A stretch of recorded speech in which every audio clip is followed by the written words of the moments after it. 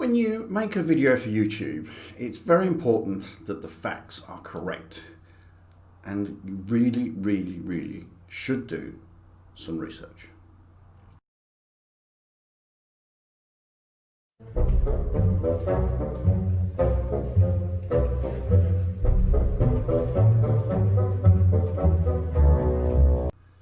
G'day and welcome back to the channel. Thank you so much for joining me. I have discovered where Devon gets a lot of his misinformation from. It's a website called beforeitsnews.com. Now there's obviously a bit of a clue in the title there because none of it is actual news. It's a lot of misinformation. One story, for example, is that JFK Jr. is alive and well and is being groomed to become the next president. Now, unfortunately, JFK Jr. died at the age of 38 in 1999 when his light airplane crashed off the coast near Martha's Vineyard. So he's not going to be president anytime soon. So let's just have a look at one of the videos that Devon reads out and let's see what misinformation we have today. This video is published on beforeitsnews.com, beforeitsnews.com. It was published June 19th, 2018. So we're going back a few years, but the information is timeless. Queen Elizabeth, Vatican, Canadian government, murdering witnesses to child murders.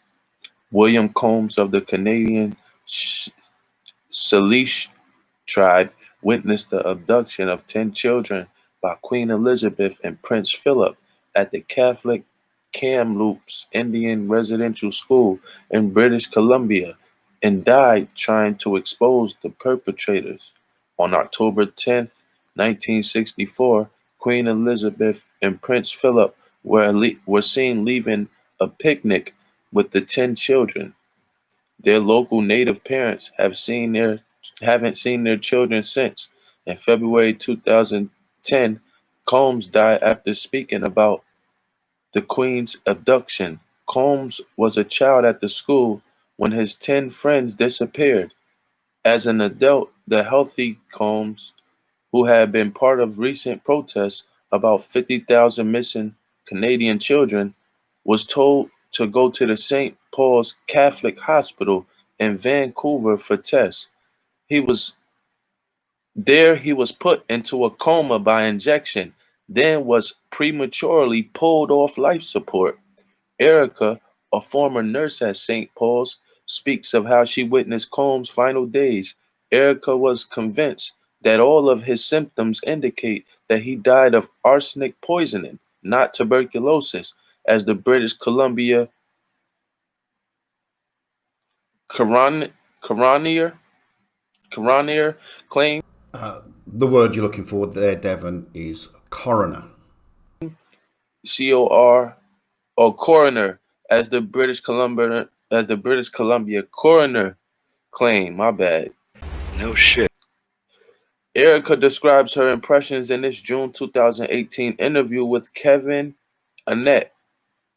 In 2013, 6 international judges of the International Common Law Court of Justice in Brussels. There is no International Common Law Court of Justice, and it certainly isn't in Brussels, which is in Belgium. There is, in fact, an International Court of Justice, which is located in The Hague in the Netherlands, which is an arm of the United Nations. Went ahead with the court case against Queen Elizabeth. Even though witness Combs was dead, they had other witnesses to the abduction, plus Combs' testimony on video. The International Court convicted Queen Elizabeth of crimes against humanity for the disappearance of the 10 native children, all around the age of 10.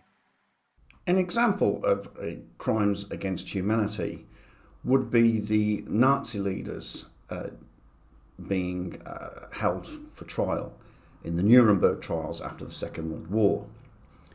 People like Saddam Hussein, etc., etc.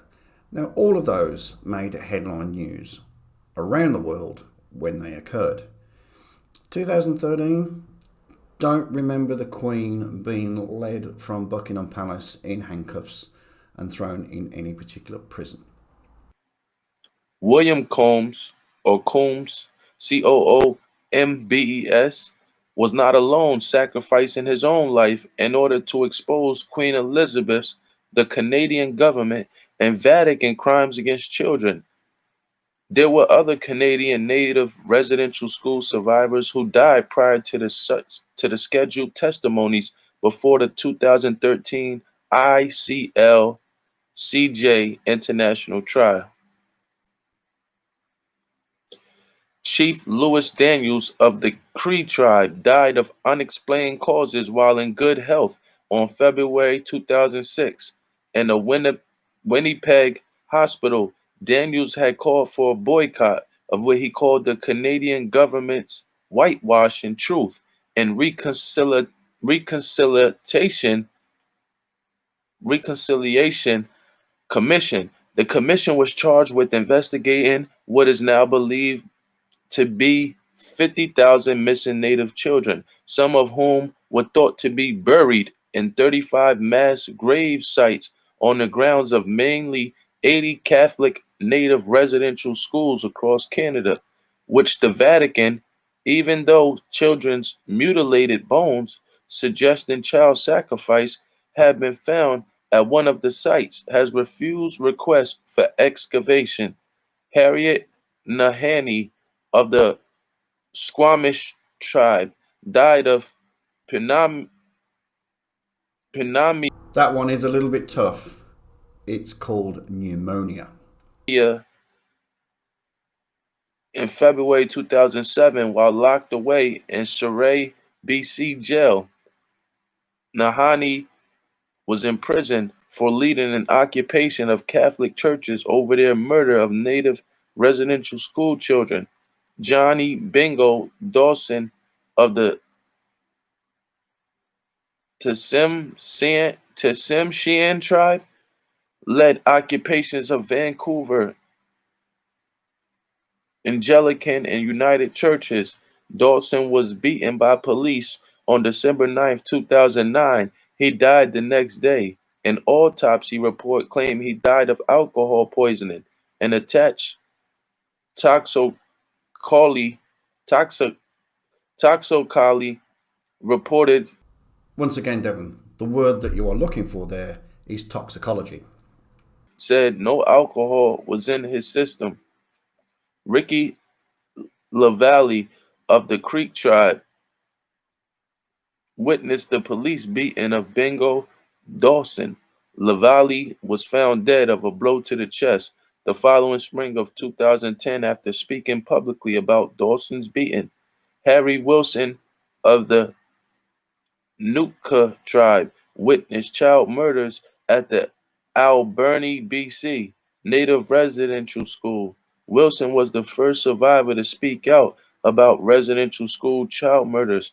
In May 2012, he was found dead on the streets of Vancouver after appearing on local radio program and revealing the names of those whom he believed to be murderers at the school. Prior to the court hearings, forensic remains, evidence, and records of murdered children evidently were ordered destroyed by Archbishop of Canterbury Justin Welby.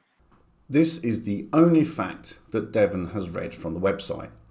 Justin Welby is the Archbishop of Canterbury. In fact, he's the 105th Archbishop of Canterbury. But that is in England, and there is no way, shape, or form that Mr. Welby has any jurisdiction in Canada. Okay, that's enough of this. He rambles on some more, claims that people have been murdered just because they exposed this thing. The kicker to all of this is that the Queen and Prince Philip were in Canada on October the 10th, 1964. Now, should they have been successful in kidnapping these 10 children under the noses of spectators, the media, the Royal Protection Service. It would be a very good feat. But it didn't happen.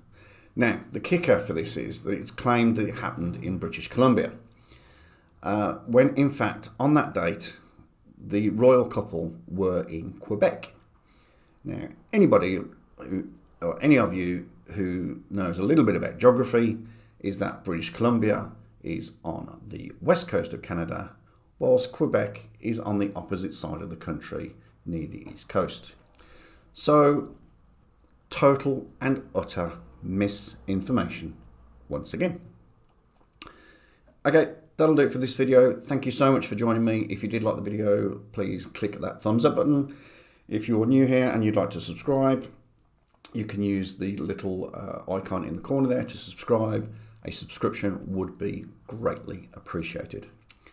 Thank you very much. I'll see you on the next one. Good day.